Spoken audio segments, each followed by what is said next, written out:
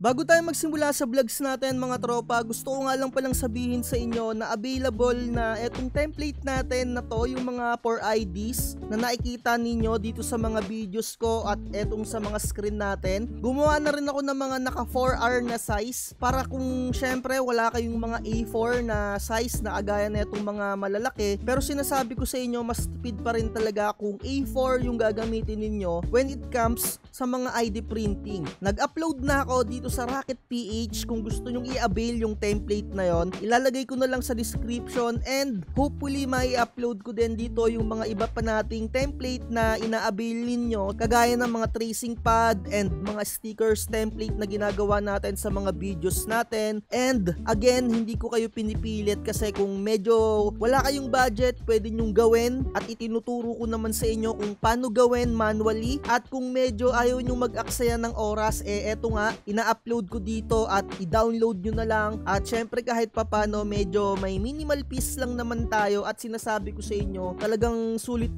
naman kahit papano kung once na mag-avail kayo ng mga templates natin na to. At without further ado, simulan na natin yung content natin para sa ngayong araw na to.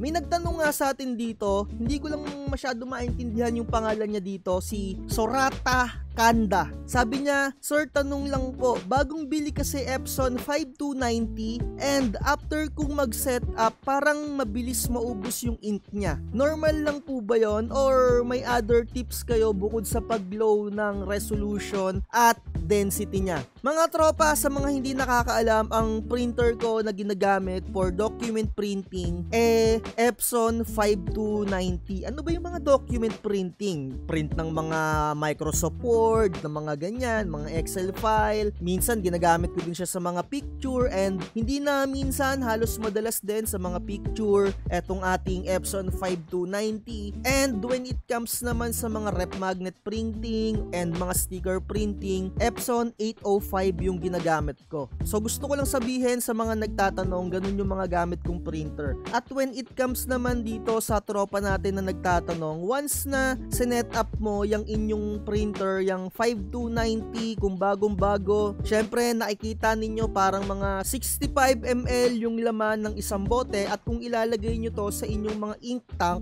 talagang meron pang sobra dito kahit papanong konting-konti. Pero mga tropa, kung nag-ink charge na yung inyong mga printer, yung printer head ninyo, hihigop na yan ng ink from your ink tank. Kaya kung natapos na yung scenario na yon, expect nyo talaga yung printer ninyo, kung nakikita nyo na full ng una na pagsalin nyo, talaga makikita nyo na babawas siya ng todo. Kasi isipin nyo, yung printer head, meron na siyang kargadong ink and isipin nyo din yung hose na from ink tank to printer head, meron din laman na ink yon. So siguro ini-expect ni tropa, nagulat siya, biglang nangonte. Normal lang yon kasi nag-charge yung inyong mga printer. And when it comes naman sa mabilis ang pagkaubos, depende yan sa mga piniprint mo na detalye. Kagaya nito mga tropa, usually mabilis din siya maubos kung gumagamit kayo or nagpiprint kayo ng mga photos. Kasi detalyado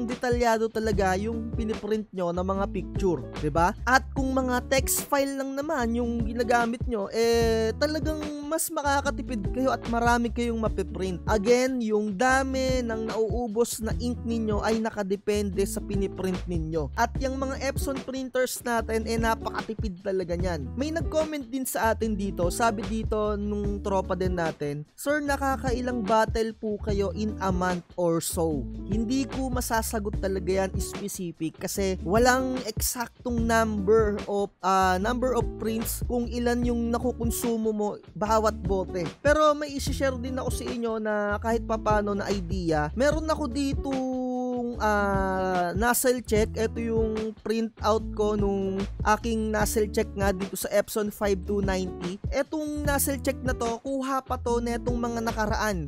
Siguro may isang buwan na rin siguro yung content ko na yon. Tinatamad kasi kung mag-scan ulit. Pero eto no, i-share ko sa inyo etong 7,000 na number of prints na nakikita ninyo na total pages na to. Nakadalawang color block na ako dito. At mga tropa, yung colored naman, mga nakakadalawa na din, pero may mga sobra pang natira dun sa pinagsalinan ko na bote. Siguro yung isang bote umaabot din ng mga 3,000 yung black kung purong kulay itim lang yung piniprint nyo. Kasi syempre nag-head clean ka din, nagkukonsume din yon ng ink, 'di ba? Isa rin yun sa mga factor ng pag-drain ng inyong mga ink dyan sa mga tank ng printer ninyo. Again mga tropa, walang eksaktong total number of prints yung kaya mong makonsume sa isang bote ng inyong mga ink dyan. Maliban na lang siguro kung meron kang consistent na customer na magpapaprint sa inyo. Sabihin na natin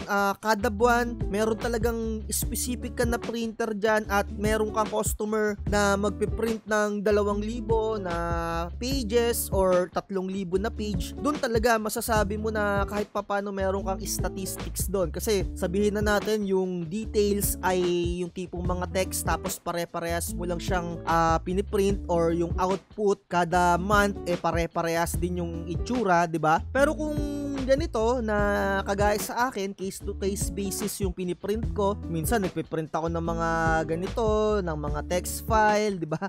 Syempre hindi ko mabibilang kung nakakailang number of prints or ilang bote talaga yung magagamit mo sa isang buwan. Ako pero estimate ko eto yung sa akin mga tropa, sa isang buwan hindi pa ako nakakaubos ng isang ganito. Hindi naman ako malakasan talaga dito sa mga prints natin Sa totoo lang tayo mga tropa. Siguro yung isang ganito umaabot pa sa akin to ng 3 buwan. Yung isang buong ganito, 3 buwan or 2 buwan. Ganun talaga katipid. Lalong-lalo na kung text file lang yung ginagamit mo or piniprint mo. Eto mga tropa, no, dumami lang talaga to kasi merong nagpa-print sa akin nung mga nakaraan yung mga thesis nila, and syempre sa mga thesis talagang mga konting-konti lang yung figures dyan na mga drawing.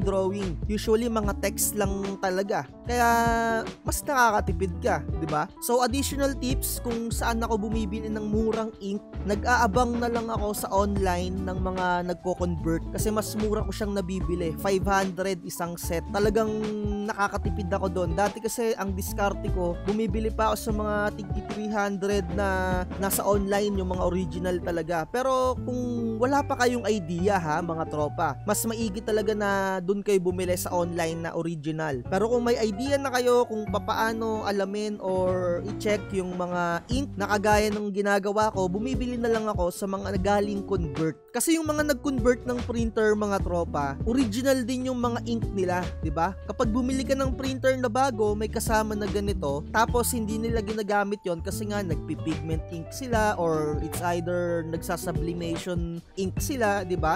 So wala na silang gamit dun sa kasama na ink na kasama dun sa printer nila. So, syempre, bebenta nila yon para kahit papano, makabawi sila dun sa printer. So, ganun yung ginagawa ko, no? Sikretong malupit lang yon. Pero, ingat din kayo sa pagbili-bili ng ganun kasi baka minsan inuutok kayo or peki pala yung tinitinda niya. 'Di ba? Kaya dapat marunong ka talagang mag-check. So, siguro dito na natin tapusin to mga tropa, no? So, sana naman natutunan nyo or nagka-idea kayo kung anong nangyayari sa inyong mga printer once na nag-ink charge ka. Kung bago yung printer mo, expect mo talaga na mabilis maubos kasi nagkaroon ng charge yung printer head mo, pero nandun pa rin naman yung ink na yan. At sinasabi ko sa iyo, napakatipid ng mga Epson printer kung ikukumpara mo sa iba base sa experience natin yan. So siguro ayun na lang. So again, sa mga gusto mag-avail ng templates natin, check nyo lang yung Rocket PH ko, i-upload ko, ilalagay ko sa description yung link, at meron na akong nakalagay dito na template ID for 1x1, 2x2 passport, diba? Like, share, and subscribe. Comment down below kung may mga katanungan pa kayo, at lagi ko sinasabi, huwag magpapauto. Bye-bye. Huwag kang magpapauto, mag-isip ka sa pilian sa laro ng